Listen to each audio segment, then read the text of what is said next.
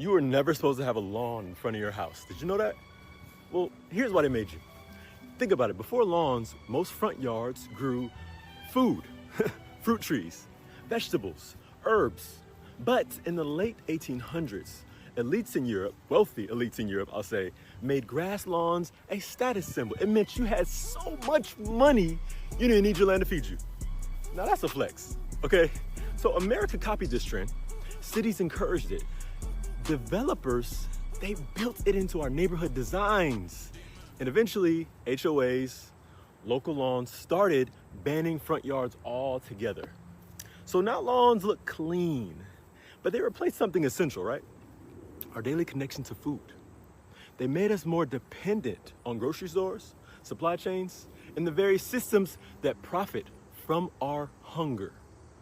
Now, a nice patch of grass, it looks nice, right? It looks nice. But a patch of food keeps you alive. One builds status, the other builds freedom.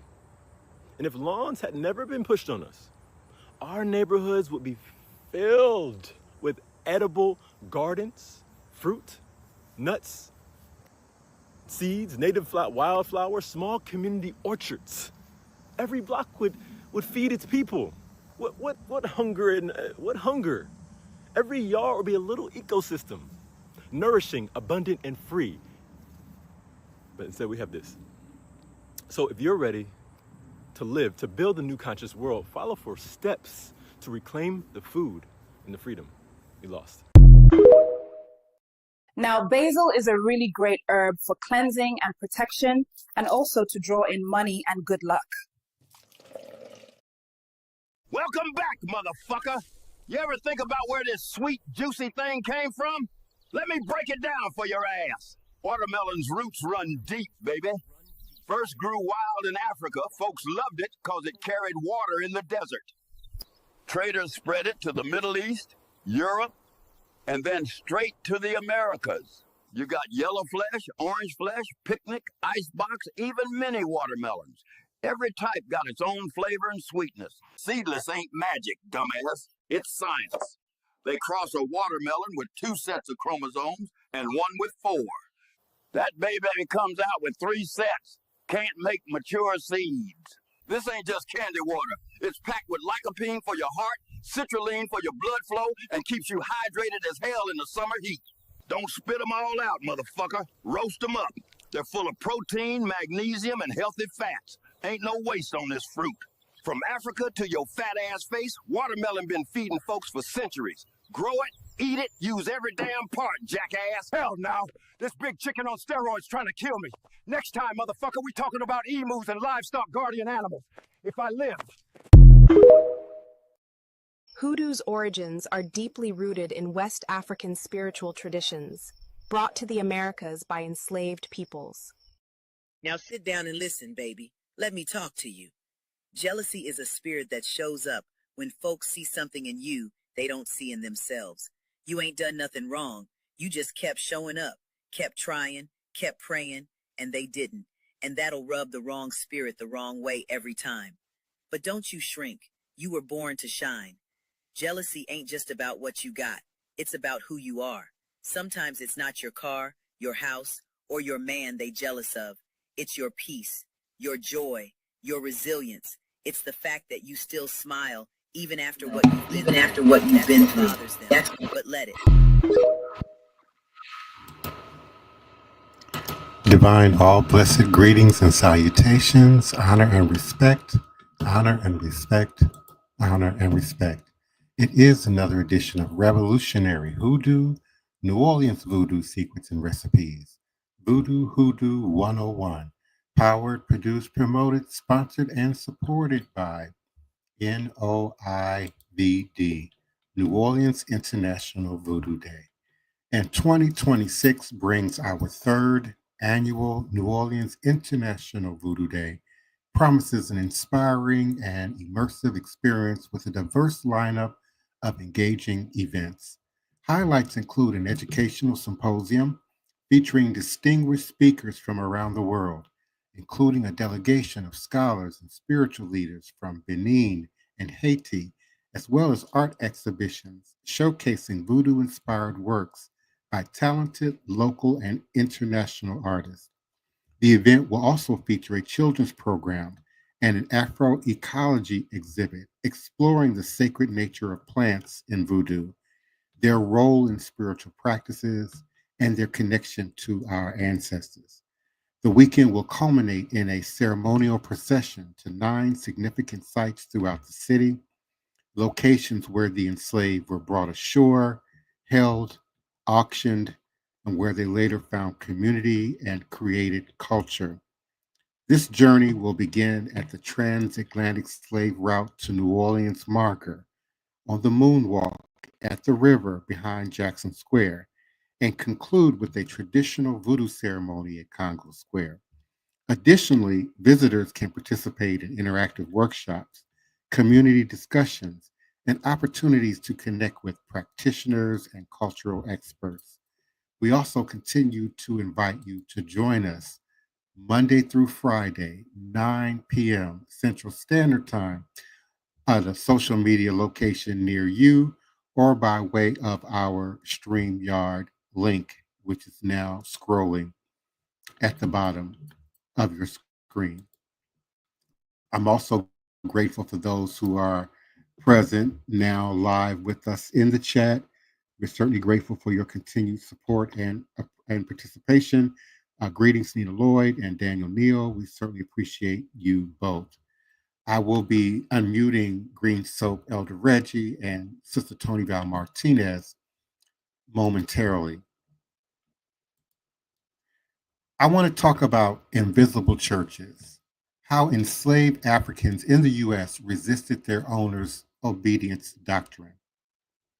During the era of American slavery, Christianity became a tool for oppression and a source of hope for enslaved African Americans. Slaveholders leveraged the Christian faith, twisting its message to reinforce submission and obedience to them. Out of necessity, slaves developed invisible churches, hidden gatherings where they could practice their faith outside the controlling eyes of their masters. Christianity was introduced to African slaves shortly after they arrived in the Americas. And although they initially practiced African traditional religions, or ATR, their exposure to Christianity over time reshaped their beliefs. Slaveholders, however, seized upon this new faith as a way to control their slaves. They organized regular, supervised church services where white preachers were hired to preach selected Bible verses that emphasized obedience to masters. One former slave, Taylor, recounted how his owner brought in a white preacher whose sermons echoed a single theme: slaves should respect their masters and never steal. American slaveholders used these selective Bible passages to promote a version of Christianity that reinforced their authority, teaching enslaved Africans to be submissive and obedient. This selective preaching was intended to support the continuation of slavery by convincing their slaves that it was their duty, according to religious teachings, to obey their masters and accept their position. The preachers never referenced those parts in the Bible that talked about freedom and liberation from slavery, while passages like Ephesians 6 and 5, encouraging obedience and submission, were emphasized. Say, servants, be obedient to them that are your masters, according to the flesh. With fear and trembling, in singleness of your heart, as unto Christ. Ephesians 6 and 5. And while the white controlled churches preached subjugation, many slaves sought a different message that resonated with their own hardships and spiritual needs. With strong religious convictions and a desire for connection, slaves began holding their own select gatherings, what would later be known as invisible churches. These meetings were held after long days of labor, often deep into the night. Gatherings in secluded locations, slaves would meet in forests, ravines, the bayous, and other hidden spots to listen to the gospel. Invisible churches were designed for stealth. Since discovery of these meetings could result in severe punishment or death, slaves employed various strategies to muffle their sounds and maintain secrecy. For example, they would place iron pots and wash pots around their gatherings, with sticks lifting the pots slightly off the ground. The pots helped absorb the sound of their voices, allowing them to pray and preach without alerting their masters. In these meetings, chosen Black preachers delivered sermons that focused on justice, hope, and liberation. Here, the Bible was not a tool of oppression, but a source of encouragement, offering visions of freedom and equality. The stories of Jesus suffering on the cross held special meaning for them as they drew parallels between his suffering and their own daily struggles. This connection gave them comfort and a profound sense of solidarity with Christ, whom they saw as a fellow sufferer. These invisible churches were empowering spaces that helped enslaved Africans in the U.S. to cope with the suffering and brutalities of slavery while they prayed for freedom and deliverance. Yet, ironically, this hope also worked in favor of the slaveholders to some degree.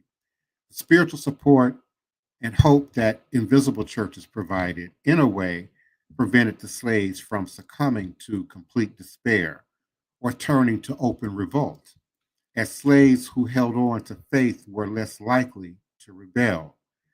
This hope enabled them to endure each day, waiting, fervently praying, and believing in eventual freedom, while being good slaves to their masters. And so we know that not only were they holding quote unquote invisible churches, but they were also organizing and learning coded Negro spirituals to plan and help deliver escape routes for those who were seeking true and actual liberation and liberation and freedom. This, of course, eventually grew into the Black spiritualist churches. African Americans were attracted to the spiritualist movement in the years following the formation of the National Spiritualist Association of Churches, NSAC, in 1893. A few talented mediums emerged. Unfortunately, in the 1920s, Jim Crow laws and calls for segregation put pressure on the NSAC. In response, African American members were organized into colored auxiliary societies of the NSAC. When racial tensions increased following World War I, the NSAC leadership worked to create a separate all-Black spiritualist organization. The appointed president, Joseph P. Whitwell, led the first meeting held in Cleveland, Ohio on April 21st, 1925. 20 delegates attended the meeting, but 6 withdrew to protest the establishment of a segregated organization.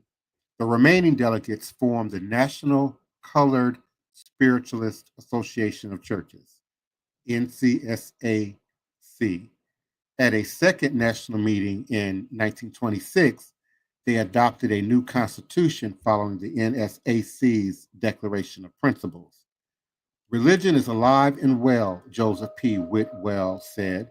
A correct understanding of the laws of nature on the physical, mental, and spiritual planes of life and living in accordance therewith will unfold the highest aspirations and attributes of the soul, which is the correct function of true religion, unquote. The NCSAC included churches in Chicago, Detroit, Philadelphia, New York City, and elsewhere.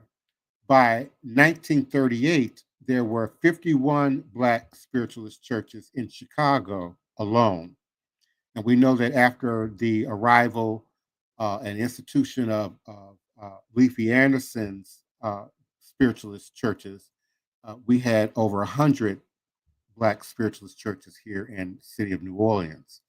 Most Black spiritualist churches combined spiritualism including using spirit guides with Protestant and Catholic beliefs.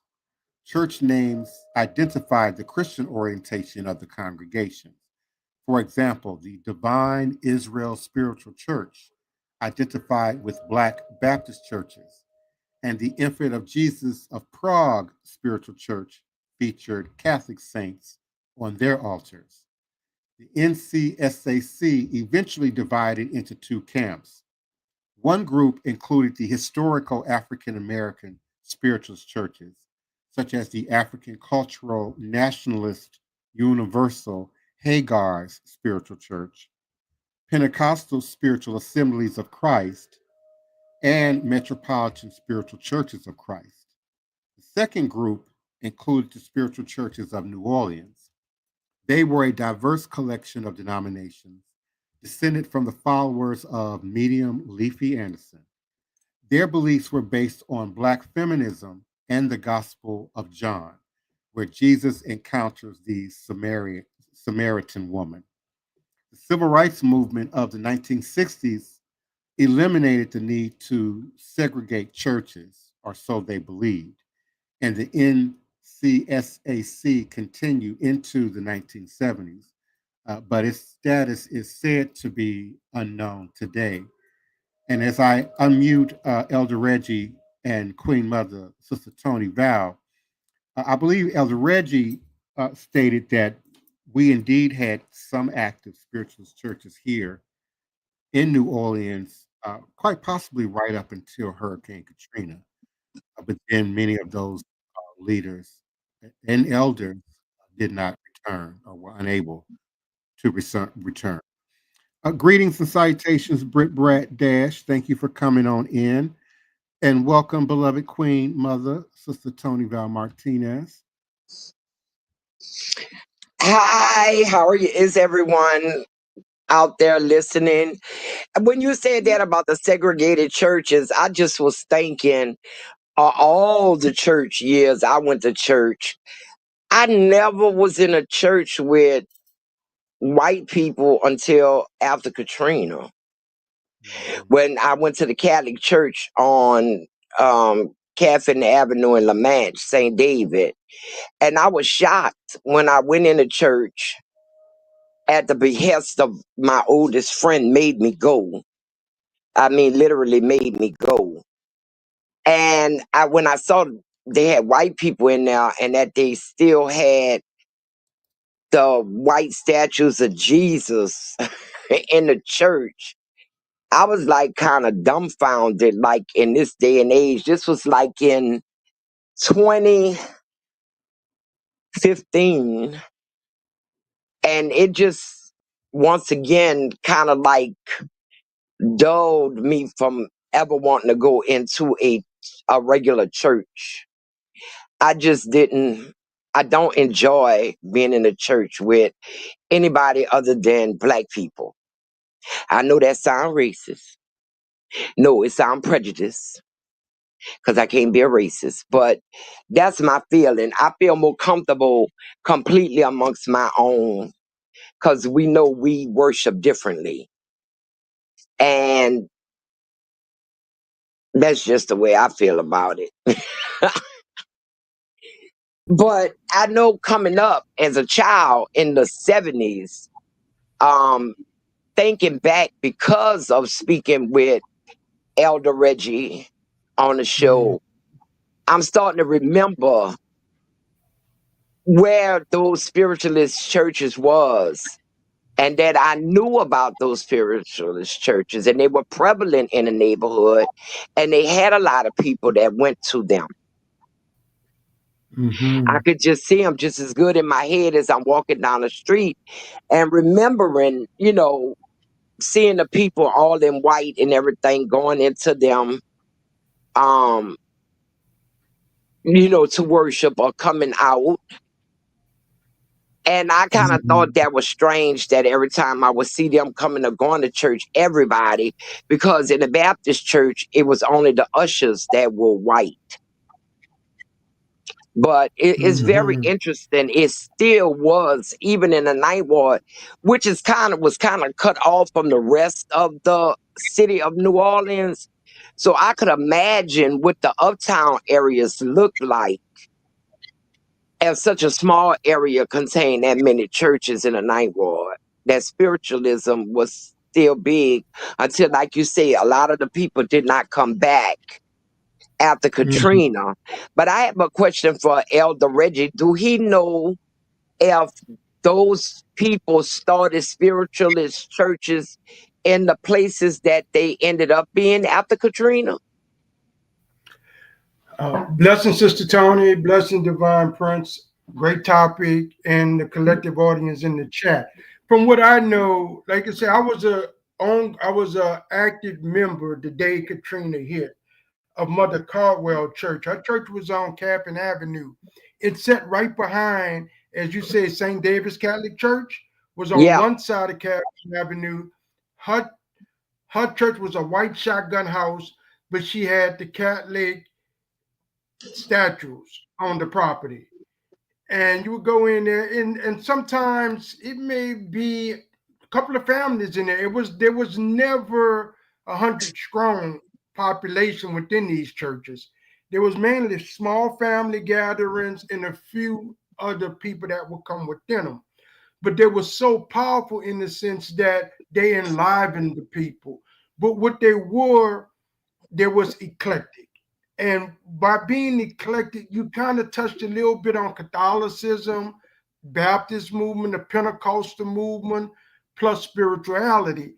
So it allowed you to just immerse yourself in a multitude of the disciplines. So a lot of people in the spiritual churches, they can talk with a Catholic, they can talk with a Pentecostal, they can talk with a person of God, Church of God in Christ, and kind of relate, because a little pull from each one of those had made up the spiritual church.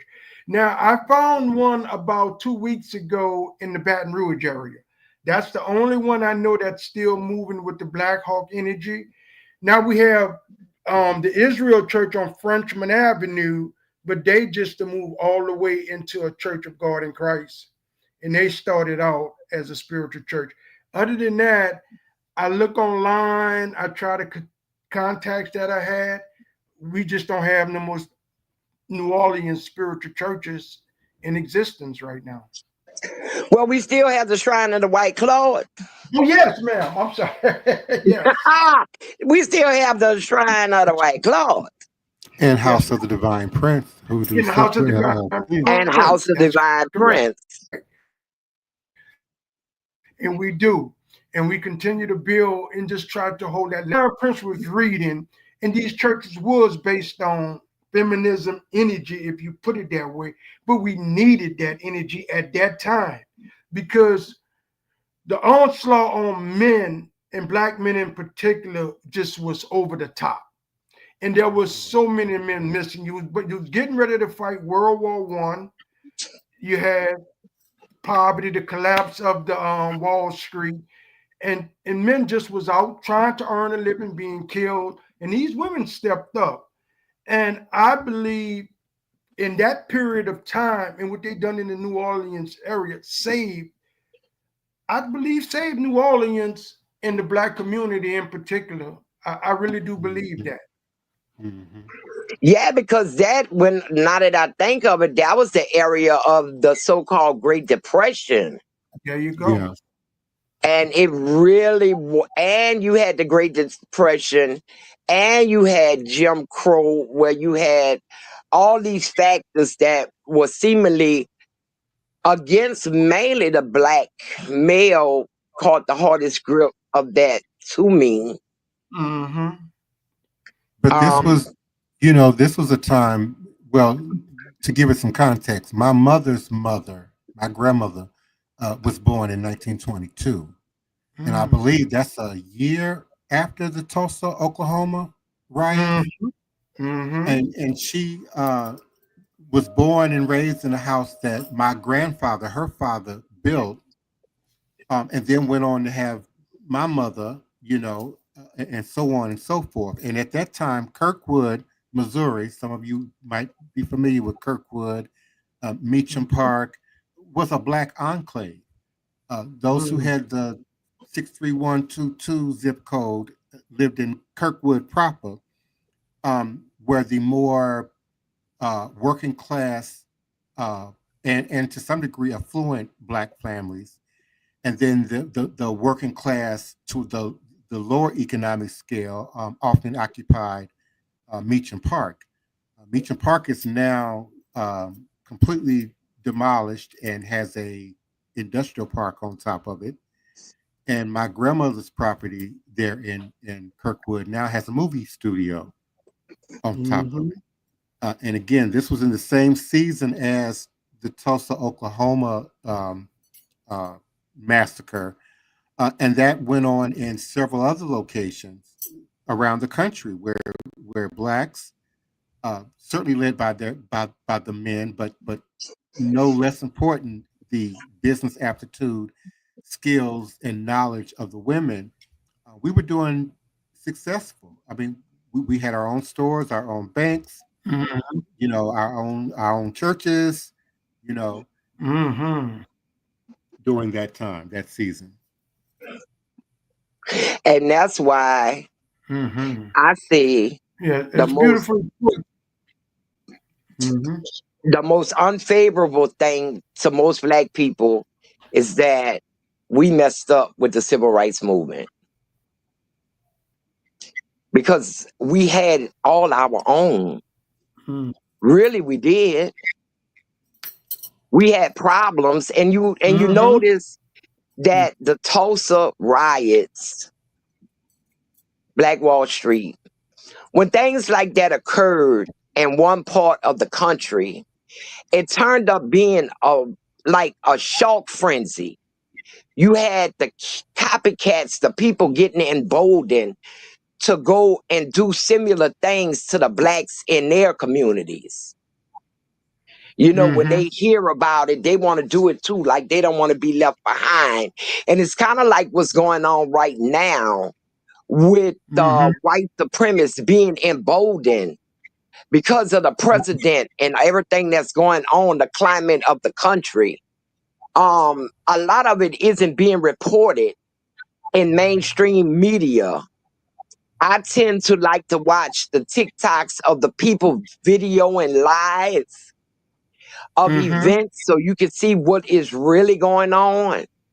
And in the last 2 weeks, they really done had about 5 mass shootings in grocery stores, in shopping areas. And it's like they take a copycat. I mean, I always said if they just left us alone, things would be so much better for the whole world. But then again, I think about it, and it wouldn't be so much better for the whole world, because if they would have left us alone with our genius, everything would have flipped. Everything would have flipped. Yeah, I co-sign what you're saying, Sister Toni. But what I wanted to just touch up on right quick was like Mother Leafy Anderson and others that started this movement within the Black church system. Because as Divine Prince was reading the Invisible Church, people had to go out in the woods, and that's when we first hear of the ring shout, which eventually morphs into gospel music. And after ring shouts, people would take turns of call and response, and they were sending signals and things of that nature, which built up until we goes into the 21st century and the churches come up. But what I wanted to just touch up on right quick, my daughter over the weekend, last weekend, went to a Woman of Power and thing out in Atlanta, Georgia, and it was led and hosted by the Reverend T.D. Jakes' daughter. And what she shared with me that there was no male throughout the 2-day event. There was no male speakers. It was all women. And she said the women was doing the healing touch, some of the teachings of old. And I thought that was a real good thing, because if we learn something in the past, we don't have to throw it away. And if these women in 2025 are re-erecting some of the energies of a Mother Leafy Anderson, a Mother Dora Tyson, a Mother Catherine Seal, and others, and bringing that energy forward in 2025, I think that's the I think it's a good thing, Sister Toni. Yes, I totally agree. It's a good thing. And I'm noticing a trend of people going back to the, well, as we call them, the old ways, the Mm-hmm. old traditions now. Like I said, through social media, when you get to the real serious people and don't entertain the crackpots, as I call them, and you get to the serious ones and see the serious stuff that's being spoken about and spoken on, the old truths, and familiar to like the videos the Divine Prince play at the beginning of Mm-hmm. the show with the front porch knowledge coming from the elders.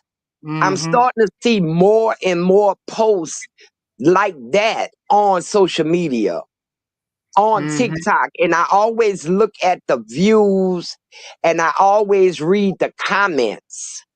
Sometime I'll spend an hour just on one TikTok video reading the comments that the people say. They got a lot of haters be on there too.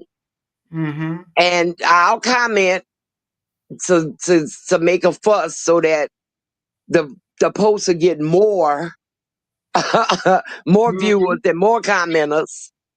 It's one Mm-hmm. thing I can do. I can start a riot in a split second Mm-hmm. with my mouth. But Sister Toni, the truth be told, there's been a falling away or walking away from church altogether. People in 2025, they confess church in their heart or whatever, or say they saved in their heart, but they're not doing anything. Not that you got to go to a structure every Sunday to prove your faith, but they're not No. doing anything. They're in front of Game Boys. They're in front of all these different games and things of social media, but they're not taking no time to pray. They're not taking no time to even be humble toward each other. And so I think that falling away has caught up with our generation today. And with a certain person being in the presidency is going to push us back to the ways of old, because the ways of old worked back then. And trust me, they'll work today. It's just that we have lost our way. Not all of us, but a large percentage of us have lost our way. But one thing we know, as Sister Toni, Divine Prince, and I both know, the doors are always open to come back home. Yes. Mm-hmm. And you know one thing I think too that kind of destroyed the church, quote unquote, movement was the advent of the mega church. When you had so many members of the church Mm-hmm. that it was impersonal, Mm-hmm. it was cold and cookie cut. Mm-hmm. The old church, I remember going to church with my mom. Everybody knew everybody in that church Mm-hmm. and everybody business and Mm-hmm. everybody children. And we sat down and we ate together. And my mama church was pretty big. Mm-hmm. Stronger Hope Baptist Church had a lot of members Mm-hmm. because they were right by the project. Mm-hmm. And the women cooked together. They talked together. They brought food to the sick. They went out and they visited the sick. But in these mega churches, you don't know but a handful of the people that's coming now. Because Right. it's too big and impersonal. And I think people start at and just got away from it and say, well, I could do something better. I can stay home and listen to church on the radio than getting all dressed up and driving over there to the church with the ATM machine in the foyer. Mm-hmm. So I think you opening up the jaw of truth, Sister Toni. And I think that happened. Let's say from the mid-90s up into 2020, there was a heavy falling away. And as you spoke of so eloquently just now, that's what happened. But with this certain person in office, it is a reawakening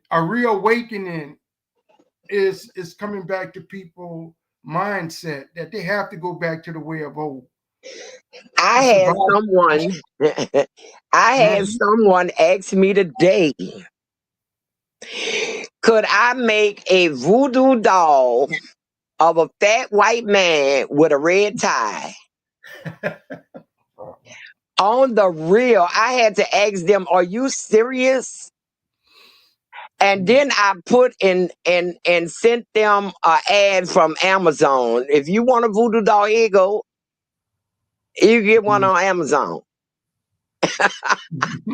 But I never would have thought this person would have even brought up voodoo to me. I know. But Sister Toni, we'll be mindful of the time, and we are a Voodoo Collective, which I'm appreciative of. But I would like to say, lest we forget, the spiritual medicine of voodoo brings healing and relief from the shackles of slavery that binds the master and the slave to the same chain of social division. Well, that stands true. But there's two announcements that I like to make. The first is this Friday, we're doing the unveiling of the Freeman's March marker unveiling. It's August the 15th at 10 a.m. Location is Esplanade Avenue at Dauphine Street in the lower French quarters in the city of New Orleans. The second announcement is August 23rd. We're doing a practitioner collective prayer for the healing of the nation, the people, and our individual selves. And we'll put out more information as we draw to that time.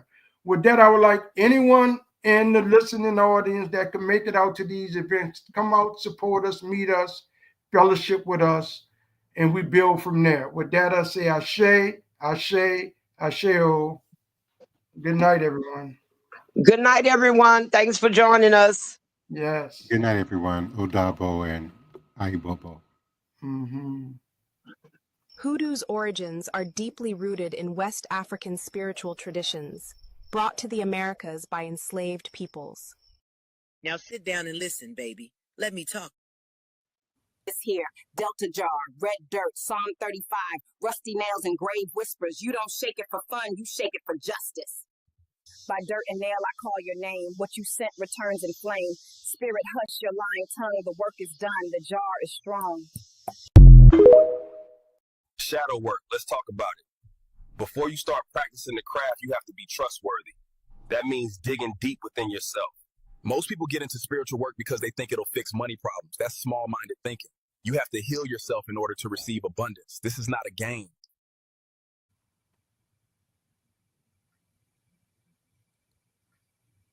Makani.